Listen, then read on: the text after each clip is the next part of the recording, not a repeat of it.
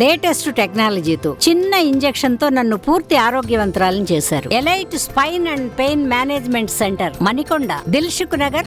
Andhra Pradesh Congress committee మాజీ అధ్యక్షులు, మాజీ మంత్రి, సీనియర్ కాంగ్రెస్ నేత రఘువీరారెడ్డి మనతో ఉన్నారు. ఏపీ రాజకీయ పరిస్థితులపై ఆయనతో మాట్లాడతాం. రఘువీరారెడ్డి గారు నమస్తే. నమస్కారం చంద్రమౌళి గారు. రాష్ట్ర విభజన తర్వాత ఆంధ్రప్రదేశ్లో కాంగ్రెస్ పార్టీ ఆల్మోస్ట్ జీరో అయిపోయింది. ఆ తర్వాత 2014-19 ఎన్నికల్లో కూడా ఎట్లాంటి పర్ఫార్మెన్స్ చూపించలేదు. 1% మించి ఎప్పుడు ఓట్లు రాలేదు. అందుకని మీకు మొట్టమొదటి ప్రశ్న, ఈసారి కాంగ్రెస్ పార్టీ ఖాతా తెరవబోతోందా? కాంగ్రెస్ పార్టీ ఓటు శాతం డెఫినెట్ గా పెరుగుతుంది ఎన్నికల్లో. ఎందుకంటే ఇంతకు ముందు ఉన్నటువంటి ఆ కోపతాపాలు కాంగ్రెస్ పార్టీ మీద తగ్గినాయి. కొన్ని అసెంబ్లీలో తప్పకుండా ప్రవేశం ఉంటుంది అని ఎక్స్పెక్ట్ చేస్తున్నాం. ఈవెన్ పార్లమెంట్ లో కూడా if everything goes well Kadapa నుంచి కూడా ప్రాతినిధ్యం వహించే అవకాశం వస్తుంది అని మేము అనుకుంటున్నాం. We have to see. Assembly ఎన్నికల విషయానికి వచ్చినప్పుడు మీ అంచనా ఏంటి? ఏమనుకుంటున్నారు? కాంగ్రెస్ పార్టీకి ఎన్ని సీట్లు వస్తాయి, లేదంటే ఎన్ని స్థానాల్లో డిపాజిట్లు వస్తాయి? ఒక్కటి, ఎలక్షన్స్ ఏమైందంటే డబ్బుతో బాగా ముడిపడింది ఎన్నిక. ఒక పార్టీనేమో 8,000 కోట్ల రూపాయలు ఖర్చు పెడితే, మరో పార్టీ 6,000 కోట్ల రూపాయలు ఖర్చు పెడితే, వెరసి 14,000 కోట్ల రూపాయలు ఈ ఎన్నికల్లో ఖర్చు పెట్టినారు. అది అభ్యర్థులు కానీ పార్టీలు కానీ ఖర్చు పెట్టినారు. మరి ఈ పందాలు, బెట్టింగ్స్ అయితే దాదాపు 20,000 కోట్ల రూపాయల బెట్టింగ్స్ నడుస్తుంది అనేది కూడా వినిపిస్తా ఉంది. ఈ పార్టీ ఎన్నిక మొత్తం ఎంత ఖర్చు పెట్టింది? మీ పార్టీ ఎంత ఖర్చు పెట్టింది? అస్సలు ఎలక్షనీరింగ్ వరకు కొన్ని చోట్ల చేసుకోగలిగినాము. ఓటర్లకు డబ్బు ఇవ్వడము, లేకపోతే మిగిలినటువంటి యథేచ్ఛగా మిగిలినటువంటి వాళ్ళతో పోటీ పడి పెట్టేటువంటి ఆ శక్తి లేదు, అవకాశం లేదు. పెట్టలేదు. కాంగ్రెస్ పార్టీ డబ్బు పంచలేదు, ఖర్చు పెట్టలేదు. ఈసారి ఏపీలో ఏ పార్టీ అధికారంలోకి రాబోతుంది అనుకుంటున్నారు? నాకు తెలిసి ఎవరికి గాలి లేదు అనేది నా పర్సనల్ అభిప్రాయం. ఎవరికి వాళ్ళు మాకు 150, మాకు 150, 180, లేకపోతే 130, 150 చెప్పుకుంటున్నారు. కానీ నాకు తెలిసి 2009 రిపీట్ అవుతుందేమో అని అనిపిస్తుంది. ఎవరికి పెద్ద గాలి అయితే లేదు. అందుకోసమే భయపడి మినిమం 1,000 రూపాయలతో మొదలుకొని 5,000 రూపాయల వరకు ఓట్లకు డబ్బులు ఇచ్చుకునేటువంటి పరిస్థితి వచ్చింది. ఎందుకంటే అభద్రతా భావంతో ఉభయలకు కూడా. నాకు తెలిసి మ్యాజిక్ ఫిగర్ 88 అండి. 90, 95 అంతకు మించి పెద్ద రాదు అని అనుకుంటా. అది వాళ్ళకు వస్తుందా వీళ్ళకి వస్తుందా నేను చెప్పలేను, కానీ అంతకు మించి ఉండదని నేనైతే. మీకు సుదీర్ఘ రాజకీయ అనుభవం ఉంది. మీరు వైసీపీ వస్తుంది అనుకుంటున్నారా, టీడీపీ వస్తుంది అనుకుంటున్నారా? అందుకోసం it's a very close fight. ఇప్పుడు వన్ సైడ్ ఉండింటే చెప్పడం సులభం, కానీ ఆ విధంగా లేరు. ఓటర్లు కూడా ఆ విధంగా బయటపడి చెప్పేటువంటి పరిస్థితి లేదు. ఎందుకంటే బలవంతాన ఇళ్ళకి వెళ్ళి డబ్బులు కుమ్మరించి వచ్చినారు. ఓటర్లు కూడా బయట చెప్పలేని పరిస్థితి. పలానా వానికి వేసినాను, వేయలేదంటే వానికి ఎక్కడ గొడవ వస్తుందో అనేటువంటి కూడా భయపడుతున్నారు. They are not opening up. వాళ్ళు ఓపెన్ అవడం లేదు. నాకు తెలిసి with my limited experience of దాదాపు 30-40 సంవత్సరాలుగా చూస్తాను, ఎన్నికల్లో చూస్తా ఉంటే ఇది గాలి లేదు.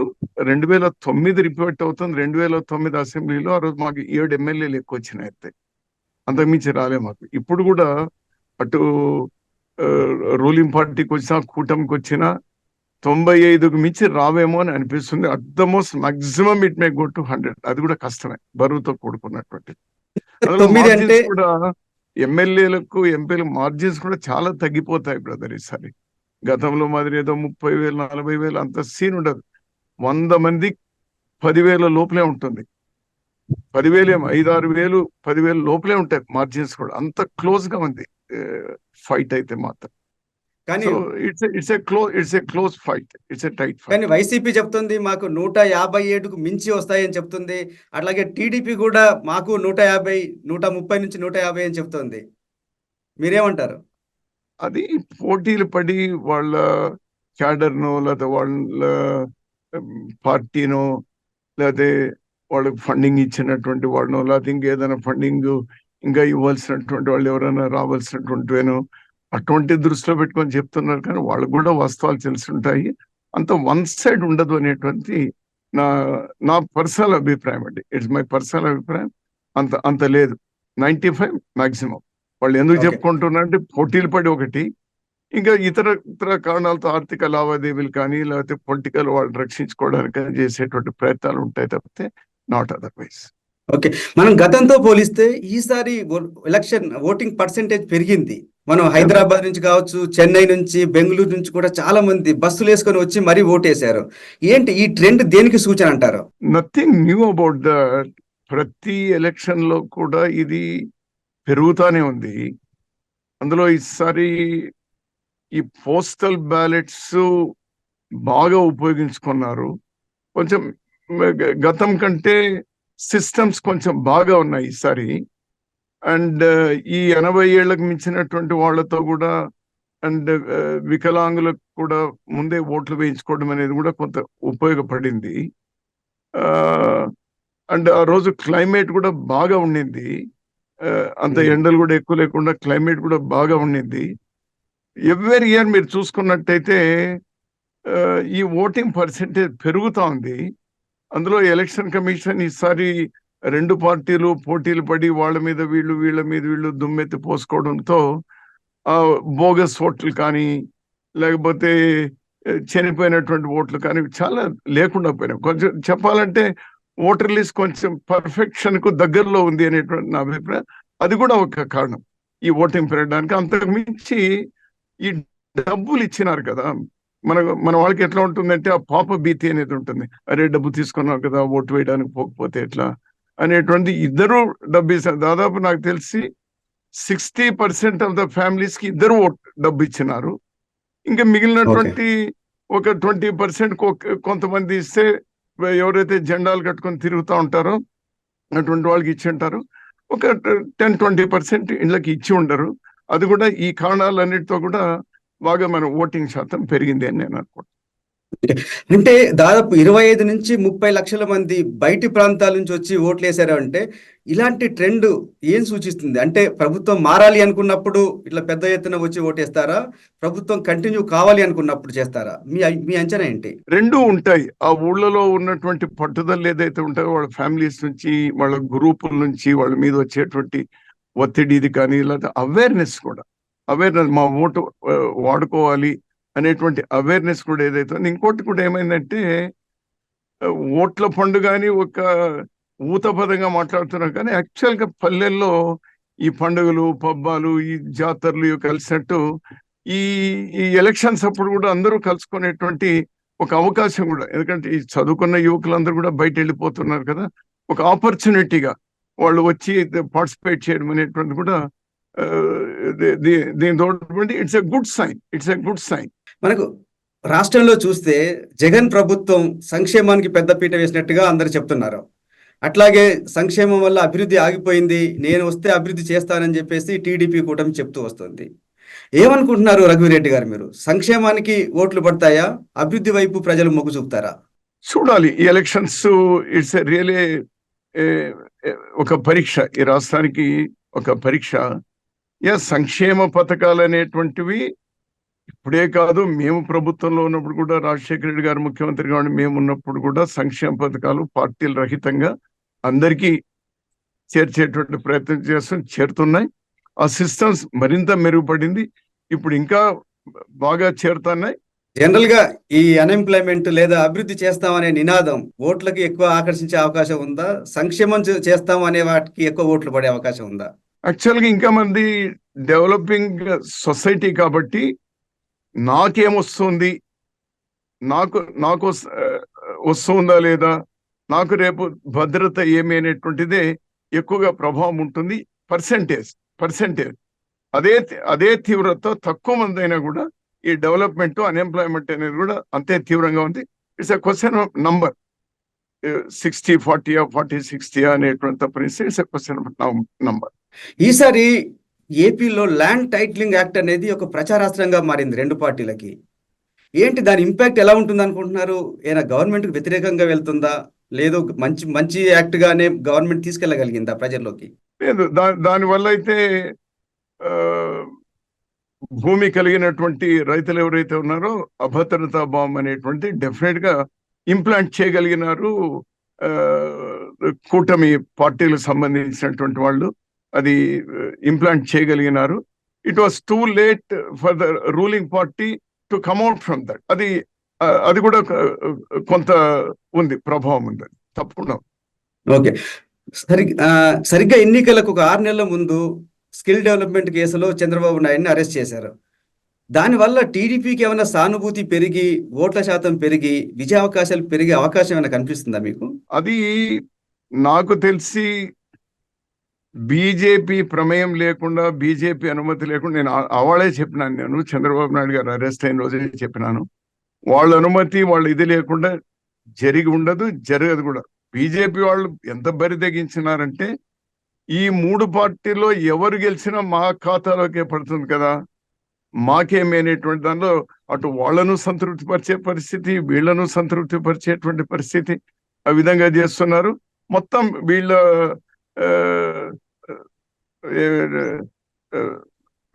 వీళ్ళ దగ్గర ఉన్నటువంటి రాజకీయమైనటువంటి అస్త్రాలంతా బీజేపీకు పణంగా పెట్టేశారు, రాష్ట్రాన్ని పణంగా పెట్టినారు. మీరేమో బీజేపీ అనుమతితోనే, బీజేపీ ప్రోద్బలంతోనే చంద్రబాబును అరెస్ట్ చేశారని మీరు అన్నారు. కానీ అదే చంద్రబాబు బీజేపీ కలిసి పోటీ చేశాయి కదా, దీన్ని ఎట్లా చూస్తారు? చంద్రబాబు నాయుడు గారు లాస్ట్ టైము ముఖ్యమంత్రిగా ఉండి, ప్రభుత్వంలో ఉండి ఎన్నిక జరుపుకోలేకుండా పోయినారు. డబ్బుల రవాణా అనేటువంటివి కూడా చాలా టైట్ అయిపోయింది. వాళ్ళకి ఎవరైతే డబ్బులు ఇవ్వాల్సినటువంటి వాళ్ళు ఢిల్లీకి పిలిపించి బీజేపీ నేతలు వాళ్ళకు జాగ్రత్త, ₹1 ఇస్తే జాగ్రత్త అని చెప్పడంతో లాస్ట్ టైం అధికారంలో ఉండి కూడా it was a flop. So నేను ఎలక్షన్ జరుపుకుంటే చాలు అనేటువంటి దీంతో భయపడి వాళ్ళతో చేతులు కలపడం తప్పనిస్తే దాన్ని రాజకీయంగా అతని లాభమా నష్టమా అనేది రేపు ఎలక్షన్ల తర్వాత తెలుస్తుంది. ఎందుకంటే మైనారిటీస్ ఇవన్నీ కూడా ఉన్నాయి కదా, అవి ఎట్లా ప్రభావితం అవుతాయి అనేటువంటిది చూడాలి. కేవలం ఎలక్షన్ జరుపుకోవడానికి కోసం భయపడి బీజేపీతో కలిసినారు అనేటువంటి నా అభిప్రాయం. లేకపోతే కలిసాల్సిన అవసరం లేకుండా ఉండింది. కానీ మీరేమనుకుంటున్నారు, దానివల్ల టీడీపీకి నష్టం జరిగిందా, లాభం జరుగుతుందా? ఒకటి, ఎలక్షన్ అయితే బాగా జరుపుకోగలిగినారు, ఎలక్షన్ బాగా సజావుగా జరుపుకోగలిగినారు. కానీ మైనారిటీలు, ముస్లిం మైనారిటీల ఓటు కనీసం ఒక పావులా భాగం ఓట్లైనా వాళ్ళకి వచ్చేటువంటివి, అంతా కాకపోయినా అవి పూర్తి కోల్పోయినారేమో అనేటువంటి నేను అనుకుంటున్నా. ఓకే. ఏపీలో ఓటర్లు కూడా కులాల వారీగా చీలిపోయారనే ఒక వాదన ఉంది. ముఖ్యంగా టీడీపీ కూటమికి వచ్చేటప్పటికి కమ్మ, కాపు, బీసీ ఓట్లు పడుతున్నాయి, అండ్ మైనారిటీ, రెడ్డి ఓట్లన్నీ వైసీపీకి పడ్డాయి అనేది ఒక అంచనా. కాంగ్రెస్ ఓటు బ్యాంక్ ఏంటి? 100% కాకపోయినా మీరు చెప్పిన దానిలో major chunk of the section votes ఏవైతే ఉన్నాయో మీరు చెప్పింది పర్ఫెక్టే. కాంగ్రెస్ పార్టీకు పర్టికులర్ కులం అని ఇంకోటి అనేది లేదు. అదే ఎంపీ వరకు వచ్చేటువంటి వాళ్లకు దేశంలో ఉన్నటువంటి పరిస్థితులు చూసిన తర్వాత ముస్లిం మైనారిటీలు ఎంపీకు క్రాస్ ఓటింగ్ జరిగింది అనేది అంటా ఉన్నారు. అది ఎంతవరకు కరెక్టు మేము కూడా అనుకుంటున్నాం. మాకు ఎమ్మెల్యేల కంటే ఎంపీకు కొన్ని ఓట్లు ఎక్కువ వస్తాయని నేను కూడా విశ్వసిస్తా ఉన్నా. అంటే ఓట్లు ఎక్కువ వస్తాయి అనే వరకే మీకు ఆశ ఉందా? గెలుస్తామనే ధీమా కూడా ఉందా? గెలుపు ఇంతకు ముందు చెప్పినారు కదా, ఏదైనా 1-2 అసెంబ్లీలు, ఇఫ్ ఎవ్రీథింగ్ గోస్ వెల్, ఈ డబ్బు అనేటువంటి పని చేయకపోతే మీ అది జరుగుతుందేమో చూడాలి. లేదు, MP parliament, Kadapa parliament cross voting బాగా జరిగింది అని అంటున్నారు. ఇంకా కొంతమంది సీనియర్లు కూడా పోటీ చేస్తారు, అక్కడ కూడా ఈ క్రాస్ ఓటింగ్ జరిగి ఏమన్నా అంటున్నారా? కానీ మీరు అంత సీనియర్ నేత, రాష్ట్ర అధ్యక్షుడిగా పనిచేశారు, ఎందుకు యాక్టివ్ పాలిటిక్స్ లోకి దూరంగా ఎందుకు ఉండాల్సి వచ్చింది? యాక్చువల్గా నేను రాజకీయాల నుంచి రిటైర్ కావాలని అనుకున్నాను. కానీ సుదీర్ఘకాలం చేసాము, అన్ని చేసినాము. Let youngsters take a seat అని అనుకున్నాము. రాహుల్ గాంధీ గారికి ఎప్పుడైతే మరీ అమానుషంగా అతని కేసు నింద మోపి, కేసు వేసి, జైలు శిక్ష పడేట్లు చేసి, సభ్యత్వాన్ని ఇచ్చేసి, అది ఇల్లు కూడా ఖాళీ చేయించి, అది నిజంగా ఈ దేశానికి ఇంత త్యాగం చేసినటువంటి కుటుంబానికి ఇది కరెక్టా అనేది అనుకొని నేను నా రిటైర్మెంట్ నేను పోస్ట్పోన్ చేసుకున్నాను. రాష్ట్ర విభజన కారణంగా ఆంధ్ర ప్రజలు కాంగ్రెస్ ని శిక్షించారు. ఎప్పటికైనా కాంగ్రెస్ ని వాళ్ళు క్షమిస్తారా? ఎప్పటికైనా కాంగ్రెస్ కి పునర్వైభవం వచ్చే అవకాశం ఉందా? తప్పకుండా ఉంది బ్రదర్. ఎట్లా అంటే ఢిల్లీలో కాంగ్రెస్ తో కూడిన ప్రభుత్వం రావాలి, ఇప్పుడు వస్తుంది అనేటువంటి ఒక ఆశ. It may be my wishful thing. బీజేపీకి 220కి మించి రావు అనేది మొన్న కూడా ఢిల్లీకి వెళ్ళినాను. 220, 230 మించి రావంటున్నారు. ఆ నేపథ్యంలో ఇంకా మిగిలినటువంటి పార్టీలన్నీ కూడా కలిపి కాంగ్రెస్ కు ఎన్ని వచ్చినా కూడా కాంగ్రెస్ తో కలిపి ప్రభుత్వానికి వస్తుంది.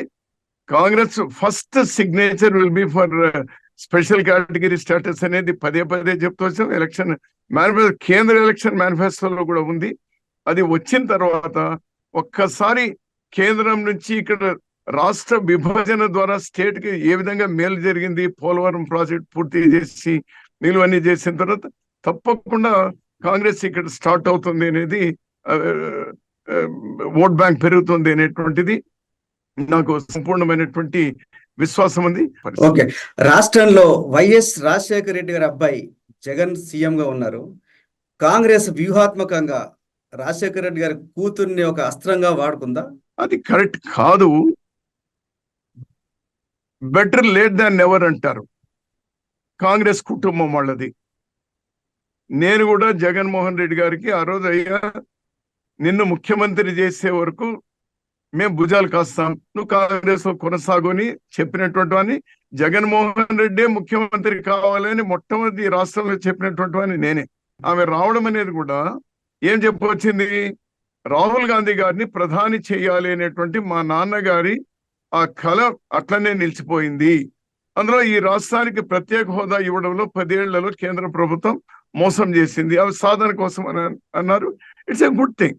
దానివల్ల మంచి జరుగుతుంది అని అనుకున్నాం. చూద్దాం వాట్ హ్యాపెన్స్.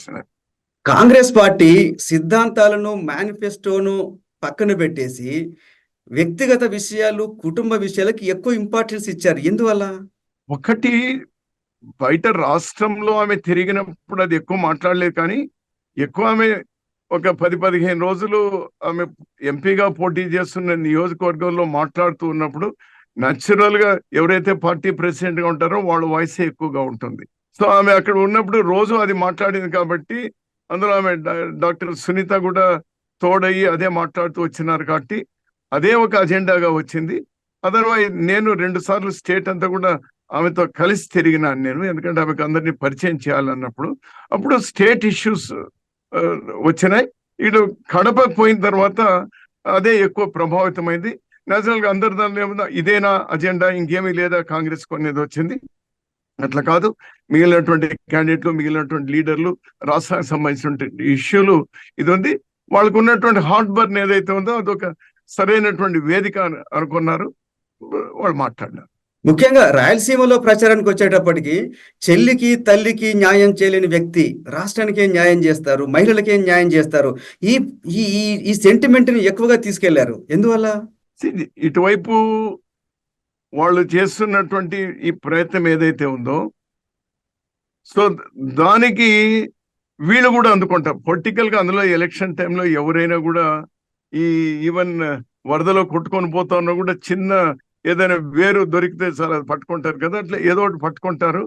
దాంతో ప్రయత్నం చేస్తే దానివల్ల ఓట్లు పెరగడము, తరగడం అనేది ఉండదు. జనం కూడా చాలా తెలివైనటువంటి వాళ్ళు అయిపోయినారు. గతంలో మాదిరి సెంటిమెంట్స్ కో లేకపోతే ఎమోషన్స్ తోనో వేసేటువంటిది లేదు. అది అయిపోయింది, ఆ కాలం అయిపోయింది. ఇప్పుడు నా పరిస్థితి ఏమి, యువత అయితే నా భవిష్యత్ ఏమి, కొంచెం అనుకూలంగా ఉండేటువంటి వాడైతే నా రోడ్లేమి, నా రైతు అయితే నా నీళ్ళేమి, వీటితో ఉన్నారు. కానీ వాళ్ళ భవిష్యత్తు చూసుకుంటున్నారు. కానీ ఇవి నాకు తెలిసినంత వరకు ఒక కాలక్షేపం అంతే, కాలక్షేపానికి జరిగినాయి.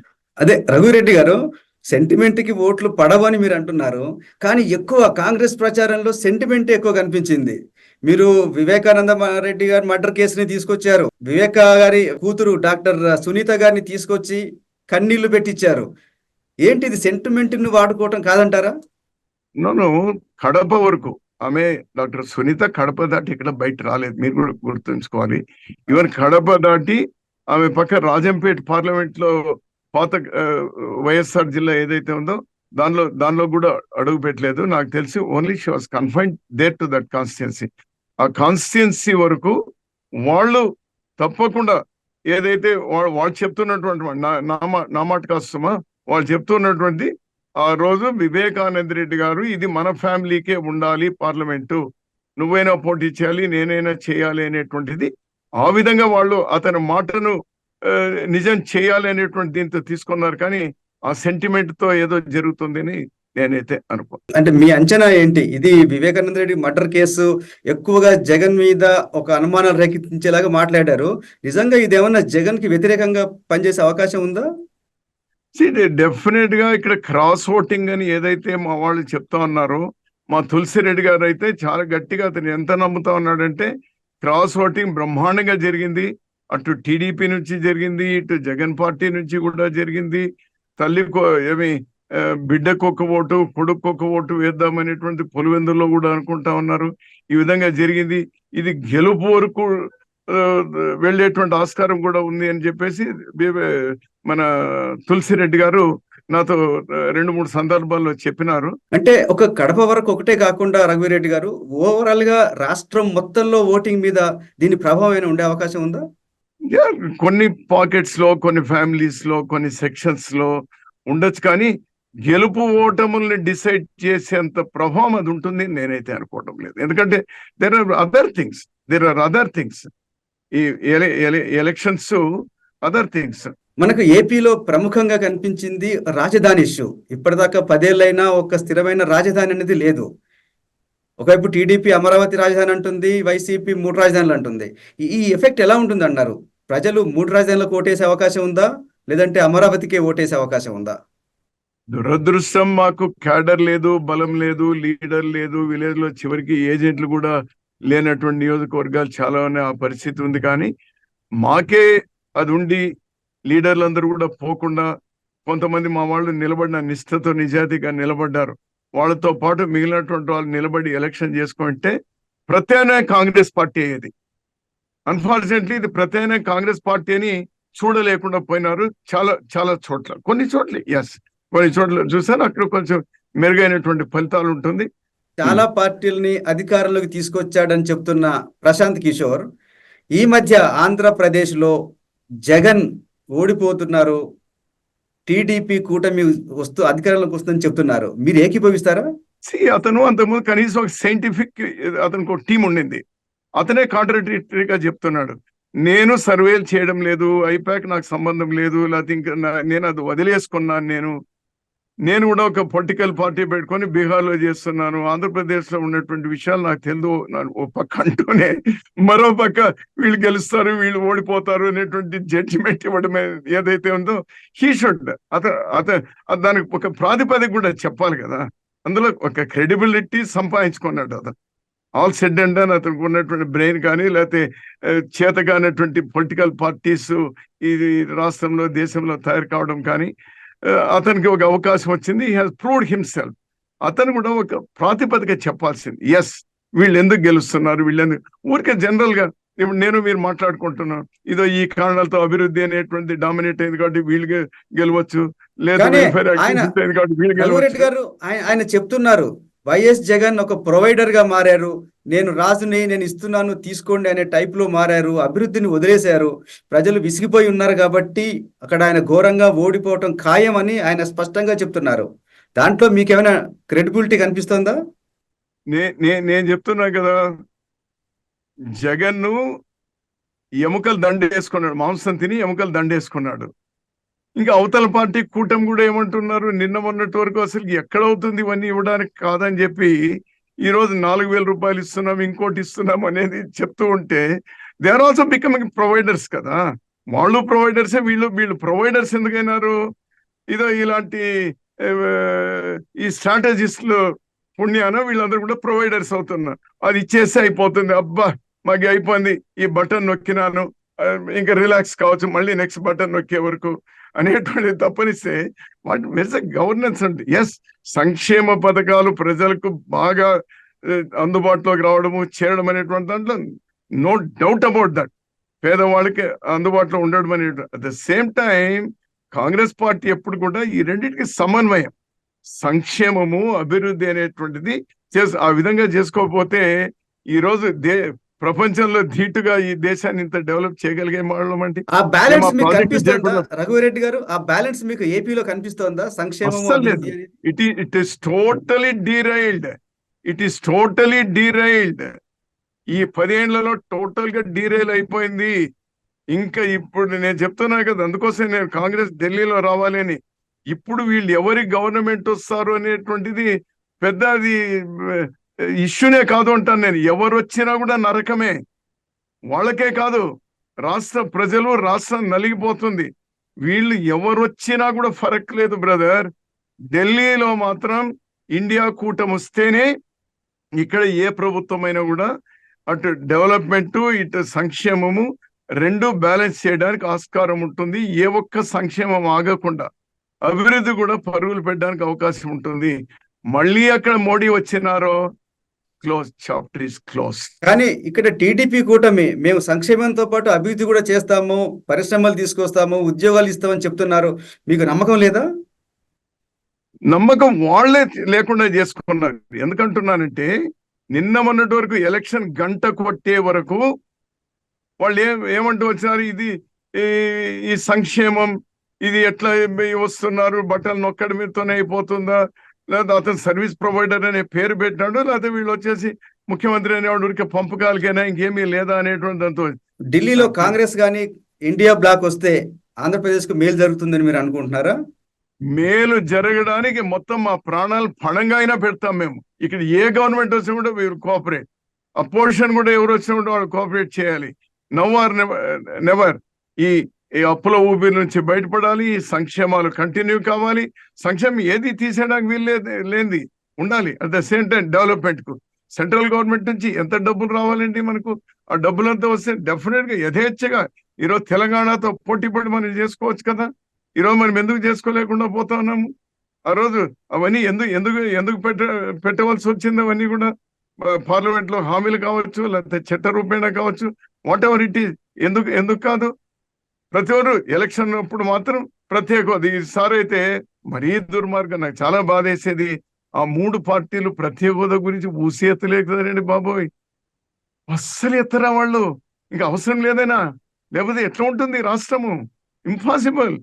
మీ కోరిక, మీ ఆశ బాగుంది, కానీ కేంద్రంలో కాంగ్రెస్ పార్టీ అధికారంలోకి వచ్చే అవకాశం ఉందా? ఎందుకంటే ఇప్పుడు బీజేపీ చెప్తోంది అబ్కీ బార్ 400 పార్ అని, 400 సీట్లు తీసుకొస్తాము మాకు వస్తున్నాయని చెప్పేసి. మీ కాంగ్రెస్ కానీ ఇండియా బ్లాక్ కానీ అధికారంలోకి వచ్చే అవకాశం ఉందా? ఇప్పుడు if you recall your memory, 2003లో కూడా ఈ విధంగా చెప్పినారు, ఇండియా ఈజ్ షైనింగ్, ఇంక సమస్య లేదు, మళ్ళీ వాజ్పేయి గవర్నమెంట్ వస్తుంది అని. ఇంత దుర్మార్గంగా కూడా లేదు ఆ రోజు, ఇంత దుర్మార్గంగా కూడా లేదు.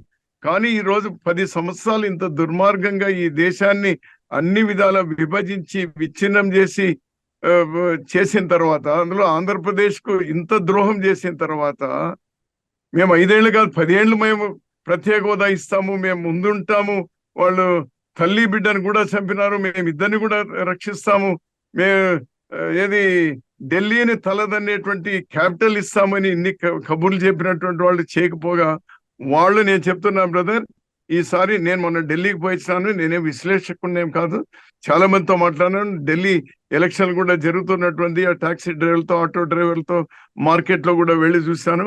వాళ్ళు వచ్చేసి గఠబంధన్ వస్తా ఉంది అని అంటున్నారు. ఈవెన్ ఉత్తరప్రదేశ్ లో కూడా అక్కడ ఉన్నటువంటి వాళ్ళతో మాట్లాడినారు. వాళ్ళు కూడా 50% ఆఫ్ ద సీట్స్ అటు వస్తుంది అంటున్నారు. తీసుకోండి, west Bengal, Bihar, Himachal Pradesh, Delhi, UP, including మన మహారాష్ట్ర, ఈ రాష్ట్రాల్లో అంతా కూడా అండి, ఈవెన్ దీనిలో కూడా పంజాబ్ అండ్ రాజస్థాన్ దక్షిణ భారతదేశంలో సీట్లు పెరుగుతాయని కదా అంటున్నారు. పెరగడం లేదు. కర్ణాటకలోనే సగం సీట్లు తగ్గిపోతున్నాయి. ఇంకెక్కడ తెలంగాణలో పెరుగుతాయి అంటున్నారు కదా. తెలంగాణలో ఎన్నో వస్తాయండి, మొన్న 4 వస్తే ఇంకో 2 వచ్చిన వాళ్ళకు, ఇక్కడ వాళ్ళకని 14 తగ్గుతా ఉన్నాయి. ఆంధ్రప్రదేశ్ లో ఇంకో 3 ఉన్నాయి. ఆంధ్రప్రదేశ్ ఏదన్నా ఒకటే కదా, వాళ్ళైనా వీళ్ళైనా అంతా 25 వాళ్ళవే కదా యాజ్ ఆఫ్ టుడే. వాళ్ళు గుడ్ సెన్స్ ప్రివైల్ అయ్యి రేపు రోజు మంచి నిర్ణయం తీసుకుంటే రాష్ట్రాని కోసం తప్పితే అదే ఉంటుంది. ఇప్పుడు తెలంగాణలో పెరుగుతాయి అంటున్నారు, ఏపీలో వస్తాయి అంటున్నారు, కొంత తమిళనాడు కేరళలో కూడా కొన్ని సీట్లు వస్తాయని వాళ్ళు అంటున్నారు. వాళ్ళ అకౌంట్ తెరవలేరు, కానీ డెఫినెట్ గా 70 సీట్లు 70 నుంచి 80 సీట్లు వాళ్ళకి తగ్గిపోతాయి. ఇప్పుడు ఉన్నటువంటి 303 నుంచి 220 230కి వస్తాయి. ఇంకా మరీ ఎక్కువ అంటే 250కి మించి రావు. 250 అంటే మిగిలినటువంటి వీళ్ళు సపోర్ట్ చేయబోతే ఉత్తర భారతంలో నాకు చెప్పండి 20 సీట్లు ఉన్నటువంటి పార్టీ ఒక్కటి చెప్పండి నాకు. ఎవరు లేరు, రారు. సో 220 230కి మించి రావు. కాంగ్రెస్ తో కూడుకున్నటువంటి ప్రభుత్వమే అక్కడ వస్తుంది. నాకు పూర్తి నమ్మకము విశ్వాసం. మనం ఢిల్లీకి పోయించిన తర్వాత మరింత నాకు విశ్వాసం పెరిగింది అక్కడ మాట్లాడిన తర్వాత. మీకు హైదరాబాద్ తోను తెలంగాణతో చాలా అనుబంధం ఉంది, చాలా కాలం ఇక్కడ ఉన్నారు మీరు. ఇక్కడ ఏం జరగబోతుంది, ఇక్కడ ఏ పార్టీకి ఎన్ని సీట్లు వస్తాయని చెప్పి మీరు అనుకుంటున్నారు? అక్కడ నేను నా ఫ్రెండ్స్ తో మాట్లాడినటువంటిది, అక్కడ ఉన్నటువంటి మినిస్టర్స్ తో. నేను హైదరాబాద్ కూడా రాలే, కానీ ఊరికే ఫోన్లలో మాట్లాడి చేసినటువంటి కొంతమంది పార్టీలకు సంబంధం లేకుండా ఉన్నటువంటి వాళ్ళతో కూడా మాట్లాడితే అక్కడ మినిమం 10-12 సీట్లు గ్యారంటీ కాంగ్రెస్ కు వస్తాయని అంటున్నారు మా వాళ్ళు. ఓకే. బీజేపీకి బీజేపీకు 5 రావచ్చు అంటున్నారు. టిఆర్ఎస్ కు ఒకటేదో వచ్చే అవకాశం ఉంది అంటున్నారు. మెదక్ ఏదో, బికాజ్ అతను మన హరీష్ రావు కాన్స్టిట్యున్సీలో మళ్ళీ 80-90 వేల మెజారిటీ వస్తే అసెంబ్లీలో అదొక అవకాశం ఉంది అంటున్నారు. తర్వాత సరే ఎంఐఎంకి ఎట్లు ఓల్డ్ సిటీ ఉండని. జూన్ 4వ తారీఖున ఫలితాలు రాబోతున్నాయి. అందరూ ఉత్కంఠగా ఎదురు చూస్తున్నారు. ఏదో ఒక పార్టీ గెలుస్తుందని అందరికీ తెలుసు. మీరు మీ అంచనా ఏంటి? ఏదో ఒక పార్టీ గురించి చెప్పమంటే ఎవరు గెలుస్తారని చెప్తారు? చెప్పడం ఇట్స్ వెరీ డిఫికల్ట్. ఎవరు గెలిచినా కూడా 5-6 సీట్ల కంటే ఎక్కువ మెజారిటీలు రావు. 95 సీట్స్ కంటే ఎక్కువ రావు అనేది అది ఎట్లా, నేనేం విశ్లేషకునేం కాదు. బట్ ఉన్నటువంటి మూడ్ అవుతాయి చూసి ఏ పార్టీకు గాలి లేదండి. ఏ పార్టీకు గాలి లేదు. ఓకే, ఎవరికి వాళ్ళు భుజకిరీటాలు పెట్టుకుంటున్నారు కానీ గాలి లేదు. చాలా దీనిగా స్టాటిక్ గా ఉంది ఈ ఎలక్షన్స్ లో. థ్యాంక్ యూ రఘువీరెడ్డి గారు. Thank you brother, thank you. మరిన్ని వీడియోస్ కోసం ఛానల్ ని సబ్స్క్రైబ్ చేయండి. లేటెస్ట్ అప్డేట్స్ కోసం వాట్సాప్ ఛానల్ ని ఫాలో చేయండి. అండ్ లింక్ డిస్క్రిప్షన్ లో ఉంది.